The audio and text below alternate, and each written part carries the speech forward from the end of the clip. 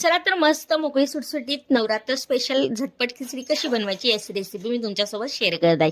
इथे कढई घेतलेली आहे, कढईमध्ये अगदी 3 ते 4 चमचे तेल टाकलेले। तेल छान तापलं की त्याच्यामध्ये अर्धा चमचा जिरे टाकलेला आहे, 1 चमचा हिरवी मिरचीची पेस्ट टाकलेले, एक बटाटा कट करून टाकलेला आहे, नंतर चवीनुसार मीठ देखील आत्ताच ॲड केलेला आहे आणि छान असं परतून घेतलेलं। नंतर यामध्ये शेंगदाणे टाकलेले आहेत 5-7, छान असं मिक्स करून घेतलेले आहे। नंतर यामध्ये भिजून घेतलेला शाबू ॲड केलेला आहे, तो देखील छान असा परतून घ्यायचा, त्याच्यावर झाकण ठेवायचं, 5 मिनिटं छान अशी वाफ काढून घ्यायची, त्याच्यामुळे आपली खिचडी एकदम मोकळी सुटसुटीत आणि मऊ बनते।